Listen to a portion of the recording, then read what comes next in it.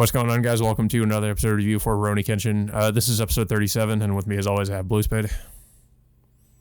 Yeah, it's been 2 weeks since we had the last episode. Yeah. Mostly because the last 2 weeks the episodes would have landed around both Christmas and New Year's Day, so it's understandable why Japan kind of intentionally did that.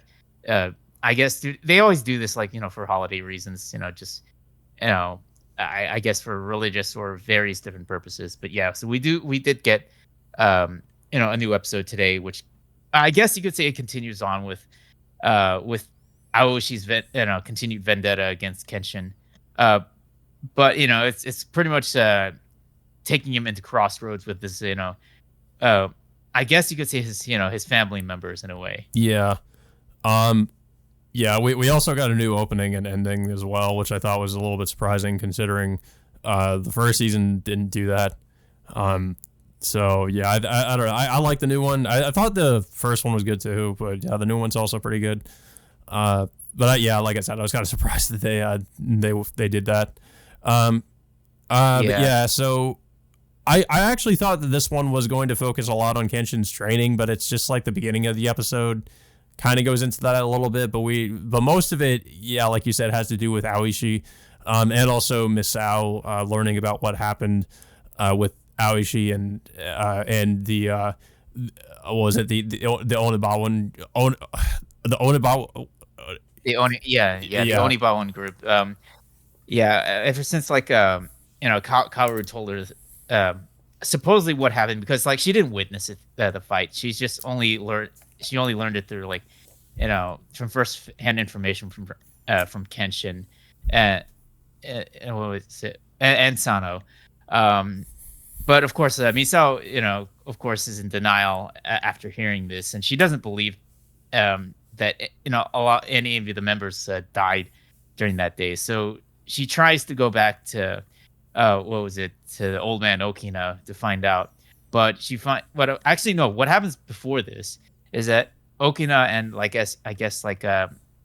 some of the other members of the household or the inn were about to be attacked by assassins sent by Shishio's group, but of course they end up dispatching them and end up even torturing one of them, to send them back to Shishio, where of course Aoshi gets a letter from Okina to meet in the they branded his back, I guess, to send him a message. Yeah.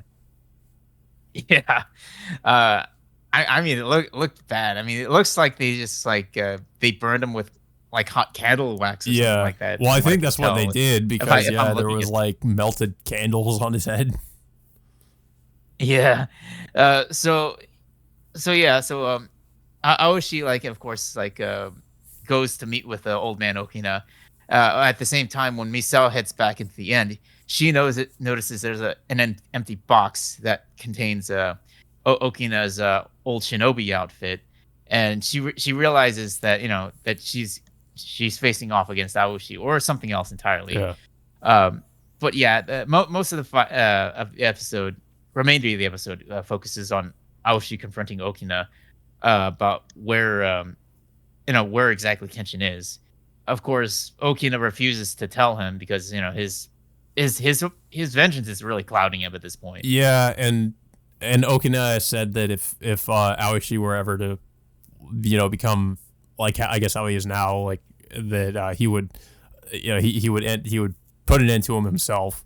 So yeah, that's pretty much what happens.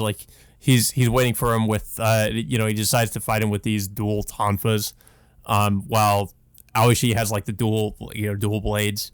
And it does seem like Okina kind of gets the better of him at some points, but for the most part, the fight did seem fairly one-sided. It seemed like Aoshi had the upper hand most of the time.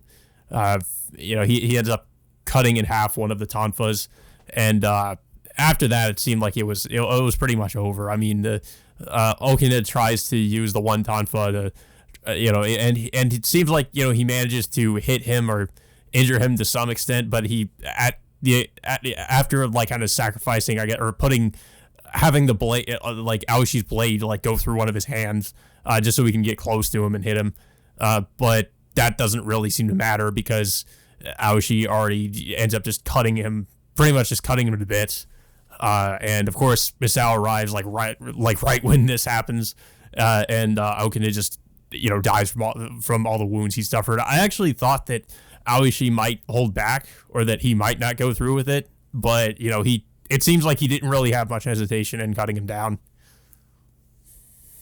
No, it's like he's pretty much dead set in his vengeance against Kenshin, and he's gonna really just go out, cut down anyone that's in his way, including his own his own family members.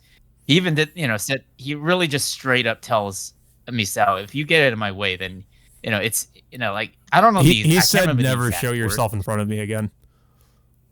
Yeah, that's pretty much it. I mean, if he's if Misao even tries to stop Aoshi, he according to Aoshi, he won't hesitate to even kill her.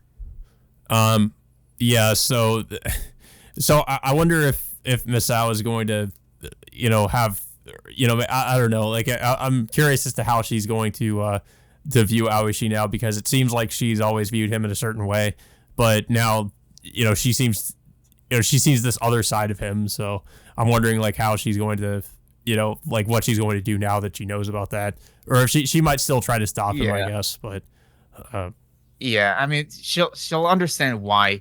I guess with the the information that Kaoru gave her about what happened to the other members, which obviously she'll understand what led to Aoshi to become what he is right now, and hopefully she can try to convince Aoshi to to let go of his his hatred and his vendetta against Kenshin over what happened to that day. I mean, technically Kenshin didn't really kill these guys. It was just mostly Aoshi's association with who he was working for that led them to him, to pretty much all of his men getting killed. Yeah, and I mean, Kenshin wasn't really directly responsible for for what I remember anyway. Yeah, I mean, of course, it's a confrontation which kind of led to that whole situation in the first place, but it's still, I mean, it's not technically Kenshin's fault. I mean, I guess Aoshi still has a reason as to why he specifically wants to go after Kenshin. So it's I guess he wants he wants to prove himself that he's better than Kenshin, but as Okina pointed out, his a one-sided vendetta against Kenshin is just it's really clouding the issue. Yeah. Yeah, and we also get another scene with what's his name, Hoshi and Shishio, and Shishio, where I thought he was going to, at first when this happened, I thought that he was actually going to burn him alive or something like that. Because he puts his hand up to his forehead and he explains that he's not able to control his body temperature anymore because he can't sweat after him being nearly burned alive. But he and then Hoshi can feel that he's not, I guess how hot he literally is because he's not able to control or regulate his body temperature. But at first I thought he was going to burn him alive. So I'm kind of surprised that's not what happened. Yeah, I mean, he pretty much treats it like he was being baptized by. That's what he said he was going to do, and when he said that, that's what made me think that he was going to, he was actually going to burn him. Yeah, I mean, I didn't really think he was gonna end up killing this guy because because he's still, I guess he still needs him. He killing him would kind of hinder his plans to some extent. Yeah, I mean, he still has whatever members left of the 10 swords are, but it's overall it was a decent episode.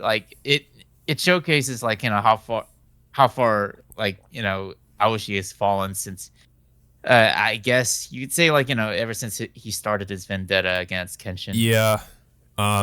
So I guess Aoshi is going to keep trying to find out where Kenshin is. I don't know, maybe in the next episode he might end up finding him or what. But yeah, I thought it was a good episode though. I like that it finally focused a little bit more on Aoshi, because we know what Kenshin's up to, and yeah, I thought the stuff with Aoshi was pretty interesting, especially with like I guess how ruthless he is now. He doesn't really, like I said, he doesn't really seem to care who gets in his way. He'll just cut them down. He's pretty much just focused on trying to find Kenshin. Yeah.